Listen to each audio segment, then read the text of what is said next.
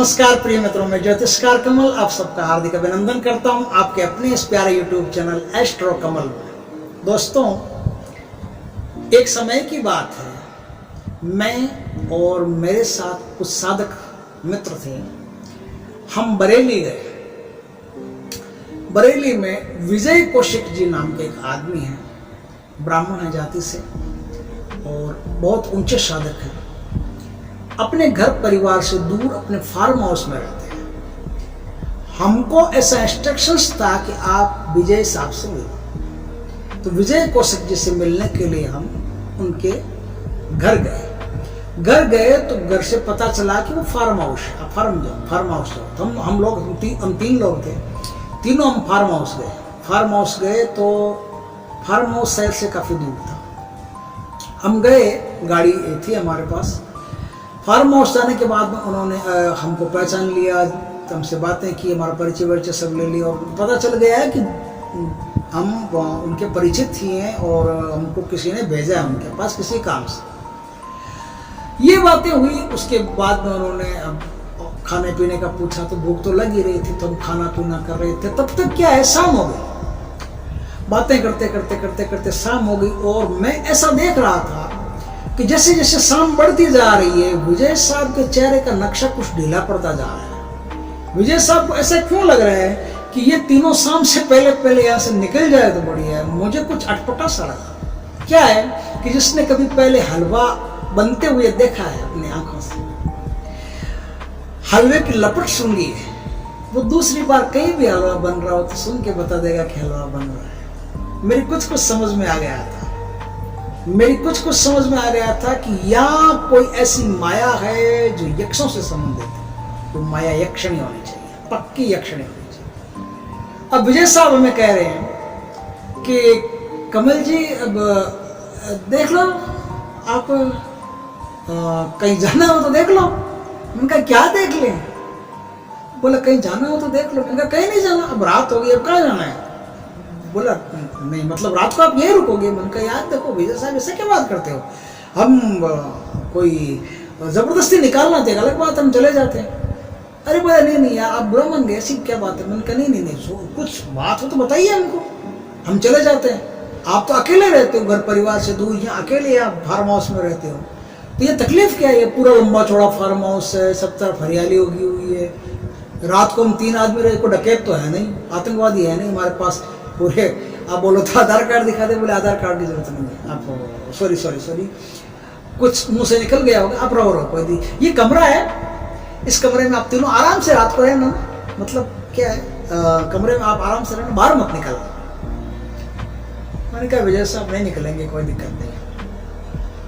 रात हुई, इधर रात 12 के आसपास बजने शुरू हुए कि मुझे वो वाइब्रेशंस नोटिस होने लगे। मैंने महसूस कर लिया कि यहाँ कोई यक्षणी है। और फिर हमारे कान, नाक, आंखें, 5 इंद्रियां उधर ही लग गई। थोड़ी देर में हमको पता चल गया कि विजय साहब के पास कोई स्त्री है जिससे विजय साहब बातें कर रहे हैं। बस बातें कर रहे हैं तो यक्षणी उनसे कह रही है कि ये 3 कौन है, उनमें से जो एक है, उस एक ने हमारी सिद्धि कर रखी है, वो पहचान गया हमको, हम यहाँ हैं। तो विजय साहब बोला अब कुछ नहीं, वो पहचान गया, वो जानता तकलीफ क्या है, सिर्फ तुम उसे बता सकते हो और किसी को बताना मत मेरे बारे में। बोला ठीक है। विजय साहब ने उनको ठीक कह दिया। पूरी बात कान से सुन रहे हैं अपने। विजय साहब ने ठीक कह दिया। अब विजय साहब, सुबह की बात है, हम वहां से वापस लौट करके अपने कमरे में करके सो गए अनजान से बैठे। सुबह विजय साहब से टकराए। हमने कहा जय श्री राम, क्या बात है? बोले क्या बात है? मैंने कहा नहीं वो बात बताओ। बोले क्या बात बताओ? मैंने कहा वो यक्षणी की बात बताओ, आप सीधा आ जाओ मुद्दे पर, यक्षणी की बात बताओ। अब इतना टाइम नहीं है हमको, वीडियो में भी इतना टाइम नहीं है यार, बहुत लंबा वीडियो बन जाएगा, इसलिए पूरी बात यही बता दो। तो उन्होंने कहा कौन सी यक्षणी की बात बताओ? मैंने कहा यक्षणी की रात आपसे कह रही थी यक्षणी कि सिर्फ उन 3 में से एक है, उसको बता सकते हो, वो एक मैं ही हूँ, आप बता दो। बोला बता दूँ? बोला। उनका कौन सी यक्षणी? बोला इसका नाम है अलिंगदा यक्षणी। उनका अलिंगदा यक्षणी ये कौन है? बोले अलिंगदा यक्षणी जिसको सिद्ध होती है, उसे दिव्य लोकों में भ्रमण करने ले जाती है। उसके सूक्ष्म शरीर को अलग अलग लोकों में भ्रमण करने ले जाती है, उसके सूक्ष्म शरीर को पूर्ण पौरुष प्रदान करती है, और खाने पीने की कोई भी वस्तु इस संसार में चाहिए तो अलिंगदा यक्षिणी आलिंगन करते ही आपको प्राप्त करती है। अलिंगदा यक्षिणी की एक विशेषता है कि जब भी वो कुछ देगी, कुछ बात करेगी, तो आपसे चिपट के आलिंगन करके फिर बात करेगी, ये उसकी विशेषता है। उनका अच्छा तो बताइए उसका क्या है, कैसे सिद्धि होती है? बोला हाँ ठीक है बताता हूँ। तो अब उन्होंने बताना शुरू किया वो बातें एज इट इज, आप सुनिए। तो अब क्या उन्होंने बताना शुरू किया कि अलिंगदा यक्षिणी की सिद्धि 7 दिन ऐसे होते हैं जो आपको पार करने पड़ते हैं, 11 दिन की सिद्धि होती है। 11 दिन में जो 4 दिन होते हैं वो तो आपको मंत्र जाप की काउंट में लगाने हैं, वो लगाने लगाने। 14 के दिन जो चतुर्दशी आती है ना, हर महीने में, जैसे अंग्रेजी का हो, हिंदी का हो, महीना तो 30 दिन का होता है, हर 30 दिन में 2 बार चतुर्दशी आती है। जो शुक्ल पक्ष की चतुर्दशी, जिसके बाद अब चंद्रमा पूर्ण रोशनी में आने वाला, उस चतुर्दशी को यह साधना आपकी शुरू होती है। उस चतुर्दशी से पहले आपको एक काम करना पड़ता है, एक यंत्र का निर्माण करना पड़ता है, और यंत्र का निर्माण करने के बाद में अब आपकी अलिंगदा यक्षिणी की साधना शुरू होती है। अलिंगदा यक्षिणी का 11 दिन में 17,000 मंत्र आपको पूरे करने पड़ते हैं। बहुत छोटी सी साधना है, मंत्र कोई खास नहीं, छोटा सा मंत्र है। 17,000 मंत्र भी कोई ज्यादा नहीं होते। 17,000 मंत्र 11 दिन में आपको पूरे करने पड़ते हैं। ये साधना रात 11 बजे से शुरू होती है। रात 11 बजे के बाद में आपको जितना समय मंत्र जाप में लगेगा उतना लगेगा। उसके बाद में आप मंत्र जाप यक्षिणी को अर्पित करके अपने गुरु का ध्यान करके फिर उड़ जाओ। इस साधना की विशेषताएं हैं कि इस साधना को करते समय किसी भी प्रकार का सुरक्षा घेरा नहीं लगा होगा, किसी भी प्रकार का कोई गंदा ताबीज आपके पास नहीं होना चाहिए, आप किसी भी प्रकार के मंदिर नहीं जाओगे, आप किसी भी प्रकार के देवता का प्रसाद नहीं खाओगे, और आप किसी भी प्रकार के सत्संग में रुचि नहीं लोगे, भाग नहीं लोगे। आपको इन सब चीज़ों से थोड़ी दूरी बना करके 11 दिन के लिए एकांतवास में ही रहना। अलिंगदा यक्षिणी को सफेद रंग सबसे ज्यादा प्रिय है, इसलिए आप सफेद रंग के पुष्प, सफेद रंग के जो प्रसाद होता है वो सफेद रंग का ही, आसन सफेद रंग के, कपड़े, जितनी चीजें सफेद रंग की होती है हो सकती है उतनी चीजें सफेद रंग की आप लाएं। तो सफेद रंग का ही। इस साधना में दीपक नहीं होता, इस बात का ख्याल रखें। इस साधना में अलिंगदा यक्षिणी के सामने दीपक नहीं होता, उसके सामने सिर्फ धूप होता है। आप चाहो तो अपने कमरे में कोई ब्लू कलर की लाइट लगा सकते हो, जो बिल्कुल 0 वाट का बल्ब आता है ना, वो बल्ब लगा सकते हो। इस प्रकार से आप इस साधना को शुरू कर सकते हो। अलिंगदा यक्षिणी की साधना उत्तर दिशा की तरफ मुंह करके होती है। अलिंगदा यक्षिणी की साधना में अपने कमरे में परफ्यूम, इत्र छिड़कना पड़ता, सॉरी परफ्यूम नहीं, इत्र छिड़कना पड़ता है। असली इत्र होना चाहिए, वो इत्र के फौवे जगह जगह रख देने चाहिए, उससे लपटें आएगी इत्र की, वो इत्र की लपटें जरूरी है। अलिंगदा यक्षिणी की साधना में आपको आम के पत्ते का तोरण द्वार बना करके अपने कमरे में लगाना पड़ता है। ये सब बातें आप ध्यान में रखें। अब आप अलिंगदा यक्षिणी की साधना शुरू करें, उससे पहले आप एक यंत्र का निर्माण करें। यंत्र मैं स्क्रीन पर दे रहा हूं। इस यंत्र को कैसे बनाया जाता है वो जरा ध्यान से सुन लें। आलू जो होता है उसका रस निकाल करके, आलू के रस को निकाल करके उसमें फिर अष्टगंध की शाही मिला करके, क्योंकि आलू का रस तो कितना निकलेगा, कितना निकाल नहीं सकते आप, ज्यादा निकलेगा नहीं। आलू का रस में अष्टगंध की शाही मिला करके 109 भोजपत्रों पर, 109 भोजपत्रों पर इस यंत्र को चाहे आप 14 से पहले कभी भी बना के तैयार करो, तैयार करना पड़ता है। तैयार करने के बाद में अब आपको क्या करना है? तैयार करने के बाद में अब आपको आटे के छोटे छोटे टुकड़े लेने हैं। उन टुकड़ों में इन यंत्रों को फोल्ड करके डाल दो और गोली बना लो। आटे की 109 गोलियां बना लो। ये गोलियां सूखी हुई होनी चाहिए, क्योंकि गीली होगी तो आगे जो मैं काम बता रहा हूँ वो खराब हो जाएगा। तो गोलियां सूख जानी चाहिए। ये आप कभी भी शुभ मुहूर्त में 14 से पहले, कभी भी 10 दिन पहले भी बना लो तो भी चलेगा, कोई दिक्कत नहीं। तो ये बना करके तैयार। अब क्या करना है? अब आपको जाना है किसी नदी के किनारे या किसी तालाब के किनारे, जहाँ मछलियाँ हो वहाँ जाना है। आप कहीं भी जाओ, आकाश में, पाताल में, आपकी मर्जी। जहाँ मछलियाँ हो वहाँ जाना है, पानी हो वहाँ जाना है। पानी में मछलियाँ होती है वहाँ जाना है। पानी में ले जा करके ये सारे के सारे जो 109 यंत्र वो फेंक देंगे। अब आपको 109 यंत्र फेंक दिए, उनमें से एक यंत्र किसी भी तरह से आप वापस लो, आपकी टेंशन है वो यंत्र आपको वापस लेके आना है।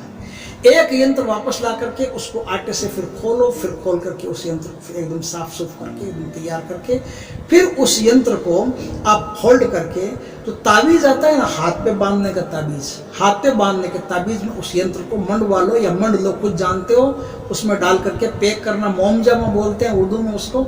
आप मैं अपनी भाषा में बता रहा हूँ, उसको पैक कर लो, अच्छी तरह से पैक करके यहाँ आपको बांध देना। कौन से? पुरुष हो तो राइट भुजा पर बांधना है, स्त्री हो तो लेफ्ट भुजा पर। पुरुष हो तो जो दाहिना हाथ है उस पर, और औरत हो तो जो बायां हाथ है उस पर। कोई भी साधना को कर सकता है, स्त्री पुरुष का कोई सवाल नहीं है। तो किसी भी हाथ पर आप बांध सकते हो, स्त्री पुरुष के हिसाब से मैंने भेद बता दिया। यहाँ तक ये हुई साधना की बातें।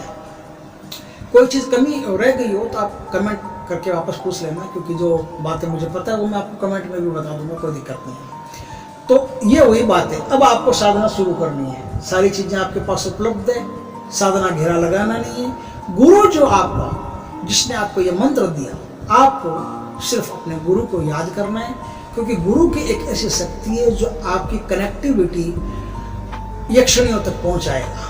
क्योंकि जिन्होंने यक्षणियाँ पहले सिद्ध किए, गुरु वही हो सकता है, दूसरा तो कोई होने का सवाल ही नहीं। यूट्यूब कोई गुरु होता नहीं और नेट कोई गुरु होता नहीं।